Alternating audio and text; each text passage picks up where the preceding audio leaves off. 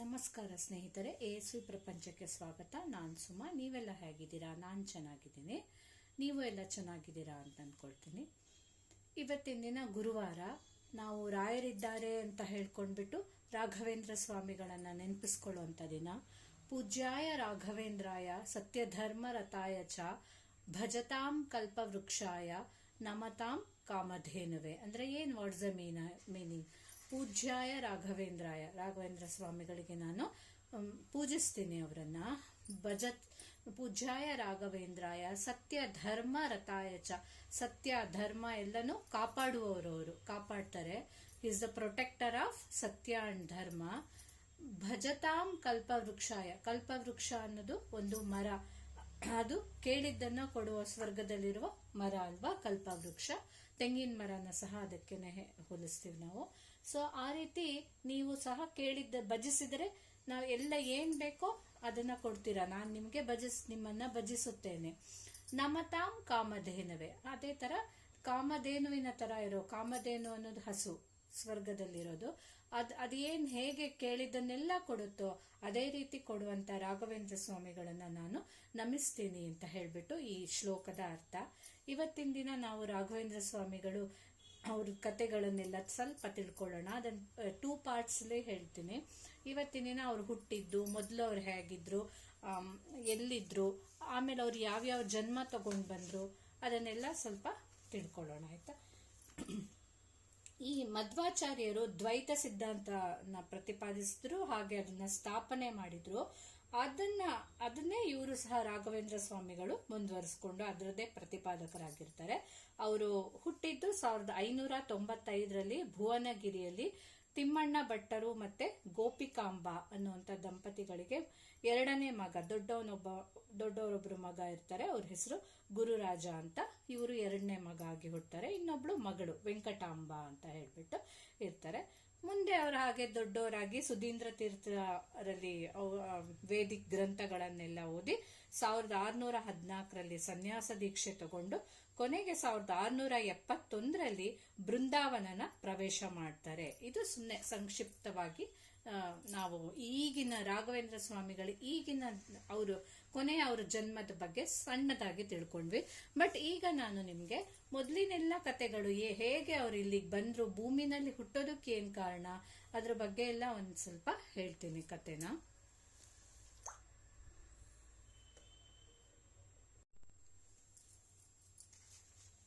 ರಾಘವೇಂದ್ರ ಸ್ವಾಮಿಗಳು ನಿಜವಾದ ಅವರ ಮೊದಲು ಅವರು ಹೇಗಿದ್ರು ಅನ್ನೋದು ತಗೊಂಡ್ರೆ, ಅವರು ಬ್ರಹ್ಮದೇವರ ಪೂಜೆಗಾಗಿ ಹೂ ತರುವಂತ ಕೆಲಸ ಮಾಡ್ತಾ ಇದ್ದಂತ ಶಂಕುಕರ್ಣ ಅಂತ ಹೇಳ್ಬಿಟ್ಟು ಅವರಾಗಿ ಇರ್ತಾರೆ ಸ್ವರ್ಗದಲ್ಲಿ. ಒಂದ್ಸರಿ ಏನಾಗುತ್ತೆ, ಹೂ ತರೋದು ತುಂಬಾ ಲೇಟ್ ಆಗ್ಬಿಡುತ್ತೆ, ಹೂ ತಗೊಂಡೇ ಬರೋದಿಲ್ಲ. ಬಟ್ ಅದೇನ್ ಕಾರಣ ಅಂತಂದ್ರೆ ಎಷ್ಟೋ ಒಂಥರ ಖುಷಿ ಆಗತ್ತೆ ಅಂತಂದ್ರೆ, ರಾಘವೇಂದ್ರ ಸ್ವಾಮಿ ಅಂದ್ರೆ ಶಂಕುಕರ್ಣ, ನಾವೀಗ ರಾಘವೇಂದ್ರ ಸ್ವಾಮಿ ಅಂತ ಹೇಳ್ತೀವಿ, ಬಟ್ ಅವ್ರು ಶಂಕುಕರ್ಣ ಆಗಿದ್ದಾಗ ಅವರಿಗೆ ಒಂದು ಹಗಲುಗನ್ಸು ಏನಂತಂದ್ರೆ, ನಾನ್ ಯಾವಾಗ ಮೂಲ ರಾಮನ್ನ ಪೂಜೆ ಮಾಡೋದು. ನಾವೆಲ್ಲ ಕನ್ಸ್ ಕಾಣೋದು ಅಂತಂದ್ರೆ ಮನೆ ತಗೊಳ್ಳೋದು, ಕಾರ್ ತಗೊಳ್ಳೋದು, ಅದು ಇದು ಅಂತ ಏನೋ ಕನ್ಸ್ ಕಾಣ್ತಾರೆ ಎಲ್ಲರೂ. ಬಟ್ ಇವ್ರ ಕನ್ಸು ಏನಂದ್ರೆ, ಮೂಲ ರಾಮನನ್ನ ನಾನು ಯಾವಾಗ ಪೂಜೆ ಮಾಡ್ತೀನಿ ಅಂತ ಹೇಳ್ಬಿಟ್ಟು ಕನ್ಸ್ ಕಾಣ್ತಾ ಕೂತಿದ್ರಂತೆ.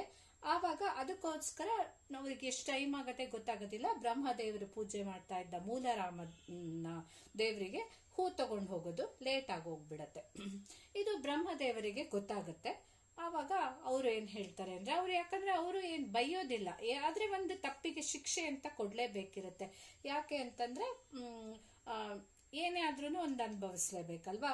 ಅವಾಗ ಏನ್ ಹೇಳ್ತಾರೆ, ಶಂಕುಕರ್ಣ, ನೀನ್ ಹಗಲುಗನ್ಸು ಕಾಣೋದೇನ್ ತಪ್ಪಲ್ಲ, ಆದ್ರೆ ಅದು ಈ ತರ ಕೆಲ್ಸಕ್ಕೆ ತೊಂದರೆ ಆಗ್ಬಾರ್ದು, ನನ್ನ ಕೆಲ್ಸಕ್ಕೆ, ಇದಕ್ಕೆ ನೀನೊಂದ್ ಶಿಕ್ಷೆ ಅನುಭವಿಸ್ಲೇಬೇಕಾಗತ್ತೆ.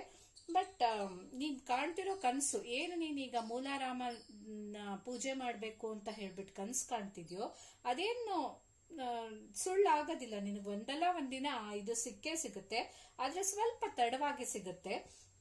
ಅದಕ್ಕೆ ನೀನು ನಾನ್ ಮಾಡೋ ಪೂಜೆಗೆ ಹೂ ತರ ಲೇಟ್ ಮಾಡಿದ ಕಾರಣದಿಂದ ಸ್ವಲ್ಪ ನಿಧಾನಕ್ಕೆ ಸಿಗುತ್ತೆ ನಿನಗೆ ಅಂತ ಹೇಳ್ಬಿಟ್ಟು, ನೀನ ಮೂಲರಾಮರನ್ನ ಪೂಜೆ ಮಾಡ್ಬೇಕು ಅಂತಂದ್ರೆ ನೀನು 4 ಜನ್ಮ ತಗೊಂಡು ಬರಬೇಕಾಗತ್ತೆ.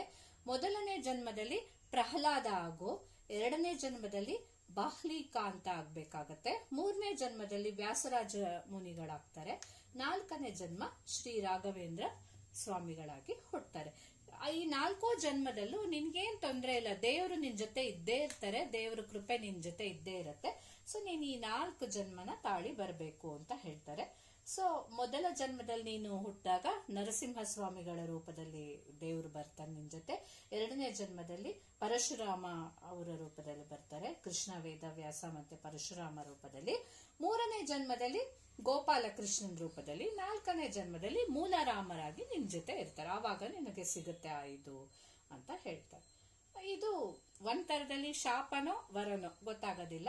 ಈ ರೀತಿ ಸಿಕ್ಕಾಗ ಇನ್ನೇನು ಅವರು ರಾಘವೇಂದ್ರ ಸ್ವಾಮಿಗಳು ಇದನ್ನ ಒಪ್ಕೊಂಡ್ಬಿಟ್ಟು ಅವರು ಈ ರೀತಿ ಅವತಾರ ಆಗ್ಬಿಟ್ಟು ಕೊನೆಗೆ ರಾಘವೇಂದ್ರ ಸ್ವಾಮಿಗಳಾಗಿ 4ನೇ ಜನ್ಮದಲ್ಲಿ ನಮಗೆಲ್ಲ ಇಷ್ಟ ಆಗೋ ನಮ್ಮನ್ನೆಲ್ಲ ಹರಿಸ್ತಿರೋ ರಾಘವೇಂದ್ರ ಸ್ವಾಮಿಗಳಾಗಿ ಅವರು ಬರ್ತಾರೆ ಅನ್ನೋದು ಒಂದು ಕತೆ.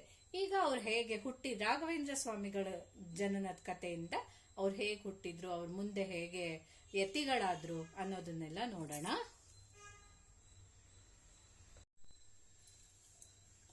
ಈಗ ಭುವನಗಿರಿ ಅನ್ನೋ ಊರಲ್ಲಿ ತಿಮ್ಮಣ್ಣ ಭಟ್ಟ ಮತ್ತೆ ಗೋಪಿಕಾಂಬ ಅನ್ನುವಂಥ ದಂಪತಿಗಳಿಗೆ ರಾಘವೇಂದ್ರ ಸ್ವಾಮಿಗಳು 2ನೇ ಮಗನಾಗಿ ಹುಡ್ತಾರೆ. ಮೊದಲನೆಯವರು ಗುರುರಾಜ ಅಂತ, 2ನೇ ಮಗನಾಗಿ ಹುಡ್ತಾರೆ. ಅವರನ್ನ ನಾಮಕರಣ ಮಾಡ್ತಾರೆ. ನಾಮಕರಣ ಮಾಡಿ ವೆಂಕಟನಾಥ ಅಂತ ಹೇಳ್ಬಿಟ್ಟು ಹೆಸರಿಡ್ತಾರೆ. ಮುದ್ದಾಗಿ ವೆಂಕಣ್ಣ ಅಂತ ಕರಿತಿರ್ತಾರಂತೆ. ಸೊ ಎಲ್ಲರಿಗೂ ಖುಷಿಯಾಗಿರುತ್ತೆ. ಹೀಗೆ ಆಗುತ್ತೆ. ಅವರಿಗೆ ಇನ್ನೊಂದು ಮಗಳಿರ್ತಾಳೆ ವೆಂಕಟಾಂಬ ಅಂತ, ಅವಳು ಮದ್ವೆನೂ ಆಗುತ್ತೆ. ಮದ್ವೆ ಆಗಿ ಲಕ್ಷ್ಮೀ ನರಸಿಂಹಾಚಾರ್ಯ ಅಂತ ಅವ್ರ ಜೊತೆ ಮದ್ವೆ ಆಗುತ್ತೆ. ಅವರು ಸಹ ಒಳ್ಳೆ ಪಂಡಿತರಾಗಿರ್ತಾರೆ. ಹೀಗೆ ದೊಡ್ಡ ರಾಘವೇಂದ್ರ ಸ್ವಾಮಿಗಳು ದೊಡ್ಡವರಾಗ್ತಾ ಇರ್ತಾರೆ. ಅವ್ರಿಗಿನ್ನ ಆ ಹೆಸರು ಬಂದಿರಲ್ಲ, ವೆಂಕಟನಾಥ ಅಂತ. ಬರ್ತಾ ಬರ್ತಾ ತಿಮ್ಮಣ್ಣ ಭಟ್ರು ಅಂದ್ರೆ ಅವ್ರ ಅಪ್ಪಂದು, ವೆಂಕಟನಾಥನ ಅಪ್ಪ, ಅವ್ರ ಅಪ್ಪನ ಆರೋಗ್ಯ ತುಂಬಾ ಹದಗೆಡುತ್ತೆ. ಸೊ ದೊಡ್ಡ ಮಗ ಗುರುರಾಜರನ್ನ ಕರೆದ್ಬಿಟ್ಟು ಹೇಳ್ತಾರೆ, ನೋಡು ನಾನೇನ್ ಬದುಕೋದಿಲ್ಲ, ಇನ್ನೇನಂದ್ರು ನೀನೇ ಈ ವೆಂಕಣ್ಣನ ನೋಡ್ಕೊಳ್ಬೇಕು, ಮುಂದೆ ಉಪನಯನ ವಿದ್ಯಾಭ್ಯಾಸ ಉಪನಯನ ಎಲ್ಲ ನೀನೇ ನಡೆಸ್ಕೊಡ್ಬೇಕು ಅಂತ ಹೇಳ್ತಾರೆ. ಇವರು ಒಪ್ಕೊಳ್ತಾರೆ, ಗುರುರಾಜ ಒಪ್ಕೊಳ್ತಾರೆ. ಸೊ ಆಮೇಲೆ ಅವರಪ್ಪ ಕಣ್ಮುಚ್ಚಿಬಿಡ್ತಾರೆ. ಆಮೇಲೆ ಇವರು ಗುರುರಾಜರೇ ಮುಂದೆ ನಿಂತು ಅವನಿಗೆ ಉಪನಯನ ಎಲ್ಲ, ವೆಂಕಟನಾಥನಿಗೆ ಉಪನಯನ ಎಲ್ಲ ಮಾಡ್ಬಿಟ್ಟು ಫಸ್ಟ್ ಅವ್ರ ಭಾವನ ಹತ್ರನೇ ಅದೇ ವೆಂಕಟಾಂಬೆ ಗಂಡ ಲಕ್ಷ್ಮೀ ನರಸಿಂಹಾಚಾರ್ಯ ಇರ್ತಾರಲ್ಲ ಅವ್ರ ಹತ್ರನೇ ವಿದ್ಯಾಭ್ಯಾಸಕ್ಕಾಗಿ ಕಳಿಸ್ತಾರೆ. ಕೊನೆಗೆ ಅದೆಲ್ಲ ಅಲ್ಲೆಲ್ಲ ಓದ್ ವಿದ್ಯೆ ಮುಗಿಸಿ ಬಂದಾಗ ಅವರಿಗೆ ಮದ್ವೆನೂ ಮಾಡ್ತಾರೆ ರಾಘವೇಂದ್ರ ಸ್ವಾಮಿಗಳ, ಅಂದ್ರೆ ವೆಂಕಟನಾಥಂಗೆ ಹೆಂಡತಿ ಸರಸ್ವತಿ ಬಾಯಿ ಅಂತ. ಅವರಿಬ್ಬರು ಚೆನ್ನಾಗಿರ್ತಾರೆ. ಮುಂದೆ ಅಲ್ಲಿಂದ ಇನ್ನೂ ಉನ್ನತ ಶಿಕ್ಷಣ ತಗೊಳ್ಬೇಕು ಅಂತ ಹೇಳ್ಬಿಟ್ಟು ಸುಧೀಂದ್ರ ಗುರುಗಳ ಹತ್ರ ಹೋಗಿ ಸೇರ್ಕೊಳ್ತಾರೆ. ಸುಧಾ ಪಾಠ ಎಲ್ಲ ನಡೀತಾ ಇರುತ್ತೆ. ಎಲ್ಲ ಚೆನ್ನಾಗಿ ಅವ್ರು ಅವತ್ತಿದವತ್ತು ನೋಟ್ಸ್ ಎಲ್ಲ ಹಾಗೆ ಬರ್ದಿಟ್ಕೊಂಡ್ಬಿಟ್ಟು ಅದಕ್ಕೆ ಒಂದು ಹೆಸರಿಟ್ಟಿರ್ತಾರೆ, ಪರಿಮಳ ಅಂತ ಹೇಳ್ಬಿಟ್ಟು. ಹೀಗೆ ಒಂದಿನ ಗುರುಗಳು ಸುಧೀಂದ್ರರು ಪಾಠನ ಅರ್ಧಕ್ಕೆ ನಿಲ್ಲಿಸ್ಬಿಡ್ತಾರಂತೆ. ಯಾಕೆ ಅಂತ ಗೊತ್ತಾಗೋದಿಲ್ಲ. ಶಿಷ್ಯರೆಲ್ಲ ತಮ್ಮ ಜಾಗಕ್ಕೆ ಹೊಟ್ಟೋಗ್ಬಿಡ್ತಾರೆ. ರಾತ್ರಿನಲ್ಲಿ ಸರಿ ಇವರು ಎದ್ಬಿಟ್ಟು ಗುರುಗಳು ಸುಧೀಂದ್ರರು ನೋಡ್ತಾ ಇರ್ತಾರೆ. ಅವಾಗ ಎಲ್ಲ ಮಲ್ಕೊಂಡಿದ್ರು ಸಹ ವೆಂಕಟನಾಥ ಮಾತ್ರ ದೀಪ ಹಚ್ಕೊಂಡೇ ಇರುತ್ತೆ ಅವ್ರ ಮಲ್ಗಿದ ಜಾಗದಲ್ಲಿ. ಹತ್ರ ಹೋಗಿ ನೋಡಿದಾಗ ಅವ್ರಿಗೆ ಅಲ್ಲೇ ನಿದ್ದೆ ಬಂದಿರುತ್ತೆ. ಆದ್ರೆ ಪಕ್ಕದಲ್ಲಿ ಅವ್ರು ಬರ್ಕೊಂಡಿರೋ ನೋಟ್ಸ್ ಎಲ್ಲ ಇರುತ್ತೆ. ಅದನ್ನ ತೆಗೆದು ನೋಡಿದಾಗ ಇವ್ರು ಯಾಕೆ ಅರ್ಧಕ್ಕೆ ನಿಲ್ಸಿರ್ತಾರೆ ಅಂದ್ರೆ ಎಲ್ಲ ಸ್ಟೂಡೆಂಟ್ಸ್ಗೆ ಅರ್ಥ ಆಗಿರೋದಿಲ್ಲ, ಕೆಲವೊಂದು ವಿಷಯಗಳು ಅರ್ಥ ಆಗಿರೋದಿಲ್ಲ. ಅದಕ್ಕೋಸ್ಕರ ನಿಲ್ಸಿರ್ತಾರೆ ಅಲ್ಲಿ. ಅದೆಲ್ಲದ್ರದ್ದು ನೋಟ್ಸ್ ಸಹ ಇವರು ಬರ್ದಿಟ್ಟಿರ್ತಾರಂತೆ. ಅದೆಲ್ಲ ಇವರಿಗೆ ಅರ್ಥ ಆಗಿರುತ್ತೆ. ಅದನ್ನ ನೋಡಿ ಗುರುಗಳಿಗೆ ತುಂಬಾ ಖುಷಿ ಆಗುತ್ತೆ. ಆಮೇಲೆ ಮಾರನೇ ದಿನ ಎಲ್ಲ ಶಿಷ್ಯರನ್ನ ಕರೆದು ಹೇಳ್ತಾರೆ, ನೋಡಿ ಈ ತರ ನೀವೆಲ್ಲ ಮಲ್ಕೊಂಡ್ಬಿಟ್ಟಿದ್ರಿ, ನಾನು ಯಾಕೆ ನಿನ್ನೆ ಅರ್ಧಕ್ಕೆ ನಿಲ್ಲಿಸ್ದೆ ಅಂತಂದ್ರೆ ನಿಮ್ಗೆ ಅದೆಲ್ಲ ಅರ್ಥ ಆಗಿರ್ಲಿಲ್ಲ ಒಂದು ಪಾರ್ಟು. ಬಟ್ ವೆಂಕಟನಾಥ ಮಾತ್ರ ನಾನು ಎಲ್ಲಿಗೆ ನಿಲ್ಸಿದ್ನೋ ಅದ್ರ ಮುಂದಿದ್ದು ಸಹ ಅರ್ಥ ಮಾಡ್ಕೊಂಡ್ಬಿಟ್ಟು ಈ ರೀತಿ ಟಿಪ್ಪಣಿನಲ್ಲಿ ಬರೆದು ಅದಕ್ಕೆ ಪರಿಮಳ ಅಂತ ಹೆಸರಿಟ್ಟಿರ್ತಾರೆ. ಪರಿಮಳ ಅಂತ ಹೆಸರು ಸಹ ಇಟ್ಟಿದ್ದಾನೆ. ಅದಕ್ಕೋಸ್ಕರ ನಾನು ಅವನಿಗೆ ಮುಂದೆ ಪರಿಮಳಾಚಾರ್ಯ ಅಂತ ಹೇಳ್ಬಿಟ್ಟು, ಅದಕ್ಕೋಸ್ಕರ ರಾಘವೇಂದ್ರ ಸ್ವಾಮಿಗಳಿಗೆ ಪರಿಮಳಾಚಾರ್ಯ ಅಂತಾನು ಹೇಳ್ತಾರೆ. ಸೊ ಹೀಗೆ ಆಗತ್ತೆ ಎಲ್ಲನೂ. ಅವ್ರು ಹಾಗೆ ದೊಡ್ಡವರಾಗಿ ಮುಂದೆನೂ ದೊಡ್ಡ ಗ್ರಂಥ ಬರೀತಾರೆ. ಅದಕ್ಕೂ ಸಹ ಅವ್ರ ಮನಸ್ಸಲ್ಲೇ ಅನ್ಕೊಳ್ತಾರೆ, ನಾನು ದೇವರಿಗೆ ಸಮರ್ಪಣೆ ಮಾಡಬೇಕು ಗ್ರಂಥ ಬರೆದು ಅಂತ. ಹಾಗೆ ಅವ್ರ ಮುಂದೆ ಪರಿಮಳ ಗ್ರಂಥ ರಚಿಸಿ ಹರಿವಾಯುಗಳಿಗೆ ಸಮರ್ಪಿಸ್ತಾರೆ. ಸೊ ಹೀಗೆ ಆಗುತ್ತೆ. ಸಂಸಾರ ನಡೀತಾ ಇರುತ್ತೆ. ಇವ್ರಿಗೆ ಒಳ್ಳೆ ಪಾಂಡಿತ್ಯನ ತಗೊಂಡ್ ಬಂದ್ಮೇಲೆ ಮಕ್ಕಳಿಗೆಲ್ಲ ಪಾಠ ಹೇಳ್ಕೊಡೋದು, ವಿದ್ಯಾಭ್ಯಾಸ ಕೊಡೋದು, ಆ ಥರ ಪಾಠ ಪ್ರವಚನ ಎಲ್ಲ ಮಾಡಿಕೊಂಡು ವೀಣೆನೂ ಸಹ ನುಡಿಸ್ಕೊಂಡು ಹೀಗೆ ಇರ್ತಾರೆ. ಆದರೆ ಒಂದು ಬೇಜಾರೇನೆಂದರೆ ಅವರಿಗೆ ತುಂಬ ಬಡತನ ಇರುತ್ತೆ. ಎಲ್ಲರೂ ಅಲ್ಲಿ ಅವ್ರ ಹತ್ರ ಬರೋ ಸ್ಟೂಡೆಂಟ್ಸು ಬಡವರೇ ಆಗಿರ್ತಾರೆ. ಅವ್ರ ಹತ್ರ ಏನು ತಾನೇ ಕೇಳೋಕ್ಕಾಗ್ತಾ ಇರುತ್ತೆ ದಕ್ಷಿಣೆ ಅಂತ. ಸೊ ಅವ್ರು ಏನೋ ಒಂಚೂರು ಕೊಟ್ಟಿದ್ದನ್ನೇ ಪಾಪ ಇವ್ರು ಇಸ್ಕೊಂಡು ಹಾಗೆ ಸಂಸಾರ ನಡೆಸಿರ್ತಾರೆ. ಅವ್ರ ಹೆಂಡತಿ ಬೇರೆ ಗರ್ಭಿಣಿ ಆಗಿರ್ತಾಳೆ. ಹೀಗೆ ನಡೀತಾ ಇರುತ್ತೆ.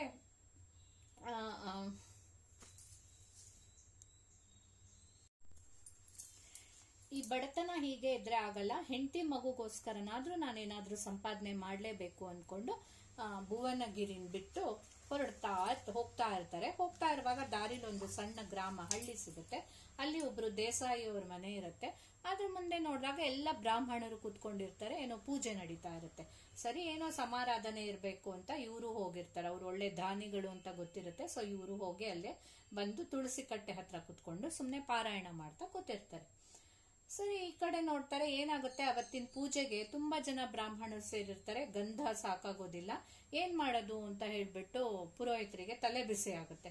ಸುತ್ತಮುತ್ತ ನೋಡಿದಾಗ ತುಳಸಿ ಕಟ್ಟೆ ಹತ್ರ ಇವ್ರು ವೆಂಕಣ್ಣ ಭಟ್ಟ ಕುತ್ಕೊಂಡಿರ್ತಾರಲ್ಲ, ಅವ್ರ ಹತ್ರನೇ ಹೇಳ್ತಾರೆ, ನೀನು ಸ್ವಲ್ಪ ಗಂಧ ತೆಗೆದುಕೊಡು ಅಂತ ಹೇಳ್ತಾರೆ. ಸರಿ, ಯಾವ ಊರಿಂದ ಬಂದಿದ್ದೀರಾ ಅಂತೆಲ್ಲ ವಿಚಾರಿಸ್ಕೊಳ್ತಾರೆ. ಕೊನೆಗೆ ಈಗ ಏನ್ ಪಾರಾಯಣ ಮಾಡ್ತಿದ್ದೆ ಅಂತ ಕೇಳ್ತಾರೆ. ಇವ್ರು ಹೇಳ್ತಾರೆ, ಅಗ್ನಿ ಸೂಕ್ತನ ಪಾರಾಯಣ ಮಾಡ್ತಾ ಇದ್ದೆ. ಸರಿ, ಬ್ರಾಹ್ಮಣರಿಗೆ ಎಲ್ಲ ಗಂಧ ಬೇಕಾಗಿದೆ, ನೀನ್ ಬೇಗ ತೆಗೆದು ಕೊಡು ಅಂತ ಹೇಳ್ಬಿಟ್ಟು ಕೊಡ್ತಾರೆ ಗಂಧದ ಕೊರಡು ಮತ್ತೆ ಕಲ್ಲನ್ನು. ಸರಿ, ಅವರೆಲ್ಲ ತೆಗೆದ್ಬಿಟ್ಟು ಕೊಡ್ತಾರೆ. ಹೇಳಿ ಕೊಡ್ತಾರೆ ಇವರು ಕರೆಕ್ಟ್ ಆಗಿ, ನೋಡಿ ದೇವ್ರ ಮೇಲೆ ಇಟ್ಬಿಟ್ಟು ಆಮೇಲೆ ಬ್ರಾಹ್ಮಣರಿಗೆಲ್ಲ ಕೊಡಿ ಇದನ್ನ ಅಂತ ಹೇಳ್ತಾರೆ. ಪುರೋಹಿತರಿಗೆ ಸರಿಯಾಗಿ ಅವ್ರ ಮಾತೆ ಕೇಳಿಸ್ಕೊಳ್ಳೋದ, ನನ್ಗೆಲ್ಲ ಗೊತ್ತಿದೆ ಬಿಡು ಅಂತ ಹೇಳ್ಬಿಟ್ಟು ಬೈದ್ಬಿಟ್ಟು ಇಸ್ಕೊಂಡು ಹೊರಟೋಗ್ತಾರೆ. ಸರಿ, ಎಲ್ಲ ಬ್ರಾಹ್ಮಣರಿಗೆ ಗಂಧ ಕೊಡ್ತಾರಂತೆ. ಗಂಧ ಕೊಟ್ರೆ ಮೈಯೆಲ್ಲ ಉರಿಯೋಕ್ ಶುರು ಆಗ್ಬಿಡುತ್ತೆ, ಬೊಬ್ಬೆ ಬಂದ್ಬಿಡುತ್ತೆ, ತಡ್ಕೊಳಕ್ಕಾಗಲ್ಲ. ಎಲ್ಲರೂ ಕಿರ್ಚಾಡಕ್ ಶುರು ಮಾಡ್ತಾರೆ. ಪುರೋಹಿತ್ರಿಗೆ ಭಯ ಆಗ್ಬಿಡತ್ತೆ. ಏನಾಯ್ತು, ಇವನ್ ಏನ್ ಕೊಟ್ಟ, ನಾನ್ ಗಂಧ ತೆಗೆದುಕೊಡು ಅಂದ್ರೆ ಏನ್ ಕೊಟ್ಟ ಅಂತ ಹೇಳ್ಬಿಟ್ಟು ಬಂದ್ಬಿಟ್ಟು ಕೇಳ್ತಾರೆ, ಏನ್ ಮಿಶ್ರಣ ಮಾಡಿದ್ಯಾ ಅದ್ರಲ್ಲಿ ಅಂತ. ಏನಿಲ್ಲ, ನಾನು ಕೇಸರಿ ಪಚ್ಕರ್ಪೂರ ಅಷ್ಟೇ ಮಿಶ್ರಣ ಮಾಡಿದ್ದೀನಿ, ಅದ್ ಬಿಟ್ಟು ಬೇರೆ ಏನೇನಿಲ್ಲ ಅಂತ ಕೇಳ್ತಾರೆ. ಮತ್ತೆಲ್ಲರಿಗೂ ಉರಿತಾ ಇದೆಯಲ್ಲ ಯಾಕೆ ಅಂತ ಕೇಳ್ತಾರೆ. ಆವಾಗ ಇವ್ರು ಹೇಳ್ತಾರೆ, ನಾನು ಅಗ್ನಿ ಸೂಕ್ತ ಪಾರಾಯಣ ಮಾಡ್ತಾ, ಅಂದ್ರೆ ನಾನು ಇಲ್ಲಿಂದ ಹೇಳ್ತಾ ಇರೋದೇನಂದ್ರೆ ಅವ್ರಿಗೆ ಎಷ್ಟು ಮಂತ್ರ ಸಿದ್ಧಿ ಇತ್ತು ಇಲ್ಲಿಂದಾನೆ ಅಂತ ಹೇಳೋದಕ್ಕೆ.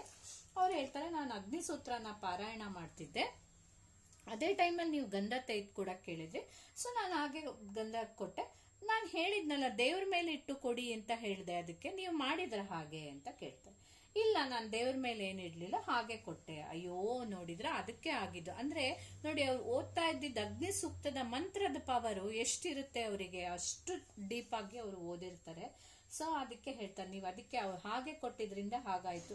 ಈಗ ನಾವ್ ಅದಕ್ಕೆ ಹೇಳೋದು, ಅವ್ರು ಹೇಳ್ತಾರೆ, ನಾವ್ ಏನನ್ನೇ ಯೂಸ್ ಮಾಡ್ಬೇಕಾದ್ರೂ ಮೊದಲು ದೇವ್ರನ್ನ ನೆನಪಿಸ್ಕೊಂಡು ದೇವರಿಗೆ ಅರ್ಪಣೆ ಮಾಡ್ಬಿಟ್ಟೆ ನಾವು ಅದನ್ನ ಓದ್ಬೇಕು. ನೋಡಿ, ಈಗ ನೀವು ಮಾಡಿದ ಕೆಲಸದಿಂದ ಎಷ್ಟು ಜನ ಕಷ್ಟ ಪಡ್ತಾ ಇದ್ದಾರೆ. ಹೋಗ್ಲಿ, ಈಗ ನನಗೆ ಅವರು ಕಷ್ಟನ ನೋಡಕ್ಕಾಗ್ತಿಲ್ಲ, ಬೇರೆ ಆ ಗಂಧನೆಲ್ಲ ಇನ್ ಕೊಡ್ಬೇಡಿ, ತಂದ್ಕೊಡಿ ಬೇಗ ಅಂತ ಹೇಳ್ತಾರೆ. ಇವ್ರು ವಾಪಸ್ ತಂದ್ಕೊಟ್ಟಾಗ ಮನ್ಸಿನಲ್ಲೇ ಅವರು ವರುಣ ಸೂಕ್ತನ ಓದ್ಬಿಟ್ಟು ಮತ್ತೊಂದ್ ಸರಿ ಕೊಡ್ತಾರಂತೆ. ಈಗ ಇದನ್ನ ತಗೊಂಡೋಗ್ಬಿಟ್ಟು ಎಲ್ಲ ಬ್ರಾಹ್ಮಣರಿಗೆ ಕೊಡಿ ಅಂತ ಹೇಳಿದಾಗ ಅದನ್ನ ಹಚ್ಕೊಂಡ ತಕ್ಷಣ ಎಲ್ಲರ ಮೈ ಮೇಲೆ ಆಗಿದ್ ಗುಳ್ಳೆ ತಂಪಾಗತ್ತೆ. ಗಂಧ ಹಚ್ಕೊಂಡ ತಕ್ಷಣ ಉರಿ ಎಲ್ಲ ನಿಂತೇ ಹೋಗುತ್ತಂತೆ, ಎಲ್ಲ ಮಾಯ ಆಗ್ಬಿಡತ್ತಂತೆ ಗುಳ್ಳೆಗಳು. ಆವಾಗ ಎಲ್ಲರಿಗೂ ಆಶ್ಚರ್ಯ ಆಗತ್ತೆ. ಆವಾಗ ಇವ್ರು ಹೇಳ್ತಾರೆ, ಅವರು ವರುಣ ಸೂಕ್ತನ ನಾನು ಇದ್ ಮಾಡಿ ಕೊಟ್ಟೆ ಅಂತ ಹೇಳಿದಾಗ ಇವ್ರು ಎಷ್ಟು ಪವರ್ಫುಲ್ಲು, ಇವ್ರು ಎಷ್ಟಿದು ವೇದ ಮಂತ್ರಗಳ ಸಿದ್ಧಿ ಪಡೆದಿದ್ದಾರೆ ಅನ್ನೋದು ಗೊತ್ತಾಗ್ಬಿಟ್ಟು ಎಲ್ಲರೂ ಗೌರವ ಕೊಟ್ಬಿಟ್ಟು ಅವರಿಗೆ ಚೆನ್ನಾಗಿ ದುಡ್ಡು ಕೊಟ್ಟು ಯಥೇಚ್ಛ ಸಂಪತ್ತನ್ನೆಲ್ಲ ಕೊಟ್ಬಿಟ್ಟು ಅವ್ರನ್ನ ಕಳಿಸ್ಕೊಡ್ತಾರೆ. ಈಗ ಅವ್ರ ಕೀರ್ತಿ ಎಲ್ಲ ಕಡೆಗೂ ಹಬ್ಬಿ ಬಿಡತ್ತೆ.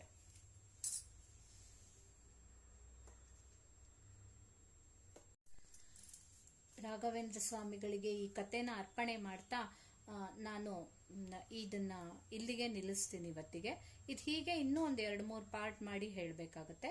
ನಾನು ನೆಕ್ಸ್ಟ್ ಪಾರ್ಟನ್ನು ನೆಕ್ಸ್ಟ್ ಗುರುವಾರ ಕಂಟಿನ್ಯೂ ಮಾಡ್ತೀನಿ. ನಿಮಗೆಲ್ಲ ಇದು ಇಷ್ಟ ಆಗಿದ್ರೆ ಖಂಡಿತ ಚೆನ್ನಾಗಿ ಕೇಳಿ, ಕಥೆನ ಕೇಳಿ, ನಮಗೆ ತುಂಬ ಖುಷಿ ಆಗುತ್ತೆ. ರಾಯರಿದ್ದಾರೆ ಅನ್ನೋ ಒಂದು ಅಭಯ ಸಿಕ್ತಂಗಾಗುತ್ತೆ. ಎಲ್ಲರಿಗೂ ಒಳ್ಳೇದಾಗಲಿ ಅಂತ ಹೇಳಿ ನಾನು ರಾಘವೇಂದ್ರ ಸ್ವಾಮಿಗಳನ್ನು ಕೇಳ್ಕೊಳ್ತೀನಿ. ಹಾಗೆ ನನ್ನ ಚಾನಲನ್ನು ಯಾರ್ಯಾರು ಸಬ್ಸ್ಕ್ರೈಬ್ ಮಾಡಿಲ್ವೋ ಖಂಡಿತ ಸಬ್ಸ್ಕ್ರೈಬ್ ಮಾಡಿ, ಮರಿಬೇಡಿ ಅಂತ ಹೇಳ್ತೀನಿ. Thank you.